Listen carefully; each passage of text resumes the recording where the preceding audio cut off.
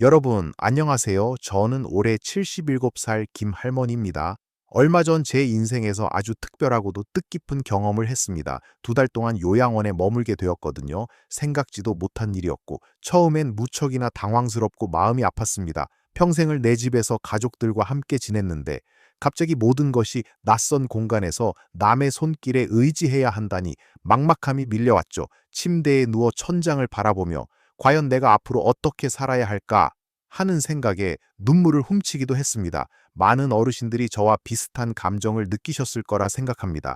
나이가 들면서 몸이 예전 같지 않다는 것을 느끼고 혹시라도 내가 자식들에게 짐이 될까, 독립적인 생활을 이어가지 못할까 불안감을 가지는 것은 당연한 일이죠.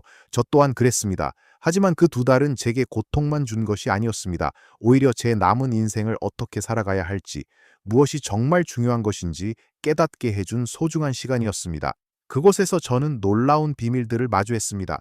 오늘은 제가 요양원에서 배운 귀한 인생의 교훈들을 여러분과 함께 나누려고 합니다. 독립적인 삶을 지키고 마음의 활력을 유지하며 진정한 연결의 의미를 찾고 어떤 상황에서도 행복을 발견하는 방법에 대해 이야기할 겁니다. 끝까지 시청하시면 분명 여러분의 마음에 큰 울림을 줄 무언가를 발견하실 겁니다. 제가 요양원에 머물면서 가장 먼저 그리고 가장 절실하게 깨달은 것은 바로 움직임의 소중함이었습니다. 어쩌면 너무나 당연해서 평소에는 그 가치를 잊고 살았던 것이죠. 요양원에는 다양한 어르신들이 계셨는데 어떤 분은 혼자 힘으로 식사를 하시고 화장실을 가시는 반면 어떤 분은 모든 일에 간병인의 도움을 받아야만 했습니다. 그 차이는 단순히 나이 때문이 아니었습니다. 젊어서부터 꾸준히 몸을 움직이고 관리해온 분들은 나이가 들어서도 스스로의 힘으로 많은 것을 해낼 수 있었습니다. 반면 젊은 시절부터 활동량이 적거나 몸 관리에 소홀했던 분들은 상대적으로 더 많은 어려움을 겪고 계셨습니다. 저는 제 2다리로 걷고 제 손으로 밥을 먹고 스스로 옷을 갈아입는 모든 일상이 얼마나 큰 축복인지 그제야 절실히 느꼈습니다. 간병인의 도움을 받는다는 것이 결코 나쁜 일은 아니지만 스스로 할 수 있는 것이 줄어들수록 마음 한편에는 답답함과 무력감이 쌓여가는 것을 보았습니다. 그래서 저는 그곳에 있는 동안에도 하루에 몇 번씩 복도를 걷고 간단한 스트레칭을 했습니다. 팔다리를 쭉 펴고 돌리는 기본적인 동작만으로도 몸이 한결 가벼워지는 것을 느꼈습니다. 텔레비전을 보거나 앉아있는 시간이 길어질 때마다 의식적으로 일어나서 몇 걸음이라도 걸으려고 노력했습니다. 우리 몸은 쓰지 않으면 퇴화한다는 말이 정말 맞습니다. 여러분, 거창한 운동을 할 필요는 없습니다. 집에서 설거지를 할 때 허리를 곧게 펴고 발 뒤꿈치를 들었다 내렸다 하는 것도 좋은 운동이 될 수 있습니다. 텔레비전을 보면서도 다리를 쭉 펴고 발목을 돌리거나 앉았다 일어났다 하는 동작을 반복하는 것도 좋고요. 중요한 것은 매일 꾸준히 의식적으로 몸을 움직이려는 마음가짐입니다. 집 주변 공원이나 동네 골목길을 산책하는 것도 좋습니다. 맑은 공기를 마시며 걷는 것만으로도 몸과 마음이 상쾌해집니다. 어르신들께 흔히 권장되는 맨손 체조나 간단한 스트레칭 비디오를 따라하는 것도 좋은 방법이죠. 이불 위에서 할 수 있는 간단한 다리 올리기나 팔 돌리기 같은 동작도 무시할 수 없습니다. 중요한 건 움직이는 것 자체입니다. 내 몸이 허락하는 범위 내에서라도 꾸준히 움직여야만 앞으로도 오랫동안 내 발로 서고 내 손으로 살아갈 수 있다는 것을 배웠습니다. 나이가 들수록 근육량이 줄어드는 것은 자연스러운 현상이지만 근력 운동을 통해 그 속도를 늦추고 심지어 늘릴 수도 있습니다. 무거운 아령을 들 필요 없이 빈 물통을 이용하거나 자기 체중을 이용한 스쿼트, 벽 짚고 팔굽혀펴기 같은 운동만으로도 충분합니다. 몸을 유연하게 유지하는 것도 중요합니다. 아침에 일어나 침대에서 기지개를 켜는 것부터 시작해서 잠자리에 들기 전 가볍게 팔다리를 스트레칭하는 습관을 들이는 것이 좋습니다. 스스로 몸을 돌보고 움직일 수 있다는 것은 단순히 신체적인 능력을 넘어 삶의 질과 존엄성을 지키는 데 가장 중요한 요소라는 것을 2달간의 경험을 통해 뼛속 깊이 깨달았습니다. 2번째로 제가 배운 것은 마음의 끈을 놓지 않는 것의 중요성이었습니다. 요양원 생활은 겉으로 보기에 평온하고 규칙적이지만 자칫하면 생각의 회로가 멈추고 무기력해지기 쉬운 환경입니다. 매일 정해진 시간에 식사하고 잠자리에 들고 특별한 일이 없는 한 반복되는 일상 속에서 많은 어르신들이 TV나 밖을 멍하니 바라보는 시간이 길어지는 것을 보았습니다.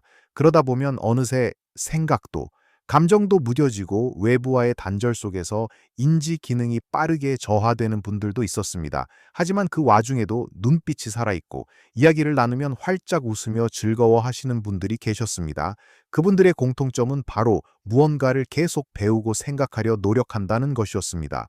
누군가는 신문을 꼼꼼히 읽고 세상 돌아가는 이야기를 정리하며 다른 분들과 나누었고, 누군가는 손뜨개나 그림 그리기 같은 취미 활동에 몰두했습니다. 저는 그분들을 보면서 나이와 상관없이 뇌는 끊임없이 자극을 필요로 한다는 것을 깨달았습니다. 저도 그곳에서 작은 종이접기 강습에 참여하거나 다른 어르신들과 함께 옛날 이야기를 나누면서 머리를 쓰고 웃는 시간을 가졌습니다. 새로운 것을 배우는 것은 뇌의 새로운 길을 만들어주는 것과 같습니다. 예를 들어 어르신들 사이에서 인기 있는 바둑이나 장기 같은 두뇌 게임은 인지 능력을 유지하는 데 아주 좋습니다. 복잡한 계산을 하거나 어려운 퍼즐을 풀 필요는 없습니다. 단순히 새로운 요리법을 배우거나 즐겨 읽는 책을 다시 읽으면서 주인공의 감정을 따라가 보고 텔레비전에서 나오는 뉴스를 들으며 나만의 생각을 정리해 보는 것도 훌륭한 두뇌 활동입니다. 손으로 하는 활동도 뇌 건강에 아주 좋습니다. 손은 제2의 뇌라고 불릴 정도로 뇌와 밀접하게 연결되어 있습니다. 뜨개질, 종이접기, 간단한 공개 활동이나 텃밭 가꾸기 같은 것은 소근육을 사용하고 집중력을 높여줍니다. 또한 과거를 회상하고 이야기를 나누는 것도 매우 중요합니다. 옛 추억을 떠올리며 가족이나 친구들과 대화하는 것은 감정적인 만족감을 줄 뿐만 아니라 기억력을 되살리고 언어 능력을 사용하는 데 도움이 됩니다. 요양원에 계셨던 한 할머니는 매일 손주들에게 편지를 써서 보냈는데 그것이 그분의 유일한 낙이자 가장 중요한 일과였습니다. 글을 쓰고 읽는 행위 자체가 뇌를 자극하고 손주들에게 사랑을 표현하는 과정에서 큰 행복을 느끼시는 것 같았습니다. 이처럼 뇌를 꾸준히 사용하고 새로운 정보를 받아들이려는 노력을 멈추지 않는 것이야말로 나이가 들어서도 젊고 건강한 정신을 유지하는 비결이라는 것을 2달간의 경험을 통해 확실히 깨달았습니다. 이제 우리가 논의한 몸을 움직이는 것과 마음의 끈을 놓지 않는 것 다음으로 3번째 교훈으로 넘어가 볼까요? 제가 요양원에서 얻은 3번째 중요한 교훈은 바로 관계의 소중함이었습니다. 사람이라는 존재는 결코 혼자 살 수 없는 사회적인 동물이라는 것을 뼈저리게 느꼈습니다. 요양원에는 많은 어르신들이 함께 계셨지만 어떤 분들은 가족들의 방문도 뜸하고 다른 어르신들이나 직원들과도 깊은 교류 없이 지내는 경우가 많았습니다. 그런 분들은 눈빛에서부터 외로움이 묻어나왔고 심리적으로도 더 힘들어하시는 것처럼 보였습니다. 반면 매일 간병인에게 고맙다는 인사를 건네고 옆 침대 어르신에게 먼저 말을 걸어 안부를 묻거나 식사 시간에 맛있다는 말 한마디라도 건네는 분들은 얼굴에 웃음꽃이 피어 있었습니다. 저 역시 처음에는 낯선 환경과 사람들에게 마음을 열기가 쉽지 않았습니다. 하지만 제가 먼저 용기를 내어 옆자리에 앉은 할머니에게 말을 건네고 작은 미소라도 지어 보이자 놀랍게도 그분들도 저에게 마음을 열어주셨습니다. 함께 식사를 하며 이야기하고 공통된 관심사를 나누고 서로의 아픔을 보듬어주는 과정에서 저는 엄청난 위로와 행복을 느꼈습니다. 세상과 단절된 느낌은 사라지고 함께 살아가는 따뜻한 공동체의 일원이 된 기분이 들었습니다. 단순히 누군가와 함께 있다는 물리적인 존재감이 아니라 마음을 나눌 수 있는 관계가 얼마나 중요한지 깨닫는 순간이었습니다. 여러분, 나이가 들수록 친구들과의 만남이 줄어들고 자녀들도 각자의 삶으로 바빠지면서 자연스럽게 외로움을 느끼는 경우가 많습니다. 하지만 이때야말로 우리가 스스로 관계의 문을 두드리고 열어야 할 때입니다. 동네 경로당에 나가보세요. 그곳에는 여러분과 비슷한 경험과 삶의 지혜를 가진 분들이 많이 계십니다. 함께 점심을 먹고 화투를 치거나 바둑을 두면서 소박하지만 즐거운 시간을 보낼 수 있습니다. 아니면 종교 활동이나 취미 활동 동호회에 가입하는 것도 좋은 방법입니다. 걷기 동호회, 독서 모임, 봉사단체 등 여러분의 관심사에 맞는 곳이라면 어디든 좋습니다. 새로운 사람들을 만나고 새로운 경험을 하는 것은 뇌를 자극하고 활력을 불어넣는 것은 물론 삶의 만족도를 크게 높여줍니다. 때로는 대단한 이야기를 나누지 않아도 됩니다. 그저 함께 텔레비전을 보며 웃거나 따뜻한 차 한 잔을 나누는 것만으로도 충분합니다. 중요한 것은 나도 누군가와 연결되어 있다는 소속감과 나도 누군가에게 도움이 될 수 있다는 유대감을 느끼는 것입니다. 얼굴만 보고 지내는 관계라도 좋습니다. 엘리베이터에서 이웃에게 먼저 인사를 건네고 동네 가게 주인과 몇 마디 안부를 묻는 작은 노력들이 모여 우리의 삶을 풍요롭게 만듭니다. 요양원에서 저는 다른 어르신들의 이야기를 듣고 제 이야기를 나누면서 저 혼자만의 문제가 아니라는 것을 깨달았습니다. 서로가 서로에게 위로와 힘이 되어주는 관계의 소중함을 말입니다. 네 번째 교훈은 작은 것에서 행복을 찾는 법을 배웠다는 것입니다. 요양원 생활은 제약이 많고 개인의 자유가 제한되는 공간입니다. 제가 원할 때 언제든 산책을 나갈 수도 없고 먹고 싶은 음식을 마음껏 먹을 수도 없었죠. 처음에는 이런 답답함에 짜증이 나기도 했습니다. 하지만 긍정적인 태도를 가진 어르신들을 보면서 제 시선이 달라지기 시작했습니다. 어떤 할머니는 매일 아침 창밖으로 보이는 작은 나무에 피어난 꽃본꼬리를 보며 기쁨을 표현하셨습니다. 다른 할아버지는 점심 식사에 나온 김치 한 조각에도 이 김치 맛이 아주 끝내주네 하며 행복해 하셨죠. 그분들은 잃어버린 것에 집중하기보다 지금 가진 것에 감사하고 작은 일상 속에서 행복을 찾아내는 지혜를 보여주셨습니다. 저도 그분들을 따라 작은 행복을 찾아보기 시작했습니다. 따뜻한 햇살이 창을 통해 들어올 때 간호사 선생님이 건네는 따뜻한 말 한마디에 평소에 즐겨 마시던 커피 한 잔을 마실 때 저는 비로소 진정한 행복을 느꼈습니다. 우리는 흔히 행복을 거창하고 특별한 일에서 찾으려고 합니다. 하지만 진정한 행복은 일상의 아주 작은 순간들에 숨어 있다는 것을 요양원에서 깨달았습니다. 맛있는 밥 한 끼, 시원한 바람, 사랑하는 사람의 목소리, 따뜻한 이불 속에서 맞이하는 아침, 이 모든 것이 당연한 것이 아니라 귀하고 소중한 행복이라는 것을 말입니다. 여러분도 오늘 아침 따뜻한 물 한 잔을 마시면서 그 온기를 느껴보고 창밖의 파란 하늘을 보며 감사함을 느껴보세요. 자녀나 손주들의 안부 전화, 한 통의 진심으로 기뻐하고 옆집 이웃과 나누는 짧은 인사에도 미소 지어보세요. 작은 것에 감사할 줄 아는 마음은 우리 내면의 평온과 기쁨을 가져다 줍니다. 이것은 어떤 환경에서도 행복을 찾아낼 수 있는 강력한 능력입니다. 어떤 상황에 처하더라도 그 안에서 나를 웃게 하고 따뜻하게 해주는 작은 요소들을 찾아내는 연습을 해야 합니다. 마지막으로 제가 얻은 교훈은 바로 미리 준비하고 소통하는 것의 중요성이었습니다. 요양원에는 갑작스러운 사고나 질병으로 인해 어쩔 수 없이 오게 된 어르신들도 많았습니다. 그 과정에서 가족들이 우왕좌왕하고 힘들어하는 모습을 여러 번 보았습니다.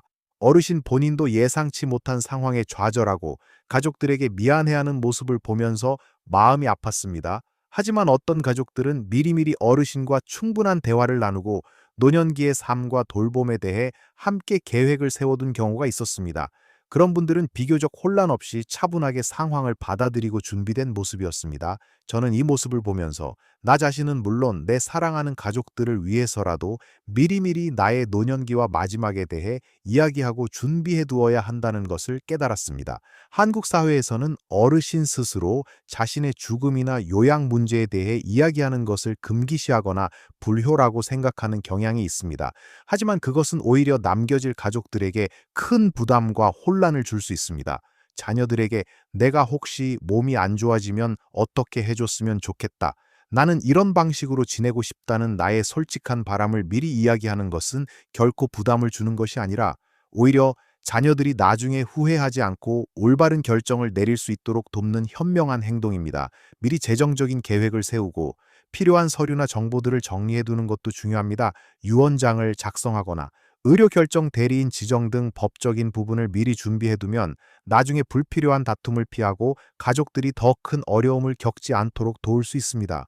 무엇보다 중요한 것은 소통입니다. 자녀들과 편안하고 솔직하게 노년의 삶에 대한 이야기를 나누는 시간을 가져보세요. 그들이 여러분의 생각과 바람을 알게 되면 나중에 어떤 상황이 닥치더라도 훨씬 더 지혜롭고 사랑이 담긴 결정을 내릴 수 있을 겁니다. 제가 요양원에 있으면서 가장 많이 들었던 후회는 미리 준비할 걸, 미리 얘기해 둘 걸 이었습니다. 여러분은 그런 후회를 하지 않으셨으면 좋겠습니다. 제가 2달간의 요양원 생활을 통해 깨달은 귀한 교훈들은 바로 이런 것들이었습니다. 매일매일 몸을 움직여 독립적인 삶을 지키고 끊임없이 뇌를 자극하여 마음의 활력을 유지하는 것, 그리고 외로움을 느끼지 않도록 주변 사람들과 따뜻한 관계를 맺고 어떤 상황에서도 작은 것에서 행복을 찾아내는 지혜를 가지는 것. 마지막으로 나 자신과 사랑하는 가족들을 위해 미리미리 노년의 삶에 대해 이야기하고 준비하는 것. 이 경험은 저에게 삶의 소중함을 다시 한번 일깨워 주었습니다. 우리는 늘 오늘을 살아가지만 오늘이 모여 내일이 되고 그 내일들이 모여 우리의 남은 인생이 됩니다. 여러분도 지금 이 순간부터 작은 변화를 시작해 보세요. 거창한 계획이 아니어도 괜찮습니다. 오늘 한 걸음 더 걷는 것부터, 새로운 단어 하나를 배우는 것부터, 옆집 이웃에게 먼저 따뜻한 인사를 건네는 것부터 시작해 보세요. 그 작은 변화들이 모여 여러분의 삶을 더욱 풍요롭고 의미 있게 만들어 줄 것입니다. 제가 나눈 이야기들이 여러분의 마음에 작은 울림이나 영감이 되었기를 진심으로 바랍니다. 혹시 이 영상에 대한 여러분의 생각이나 여러분이 살면서 겪었던 소중한 경험들이 있다면 댓글로 자유롭게 나눠주세요. 여러분의 이야기는 다른 많은 분들에게도 큰 힘과 지혜가 될 겁니다. 그리고 오늘 이 영상이 마음에 드셨다면 좋아요 버튼을 꾹 눌러주시고 앞으로도 저와 함께 더 많은 유익하고 따뜻한 이야기들을 나누고 싶으시다면 구독도 잊지 마세요. 우리 모두 각자의 자리에서 가장 충만하고 행복한 삶을 누리시기를 진심으로 바랍니다. 나이와 상관없이 매일이 새로운 시작입니다. 오늘도 활기찬 하루 되세요.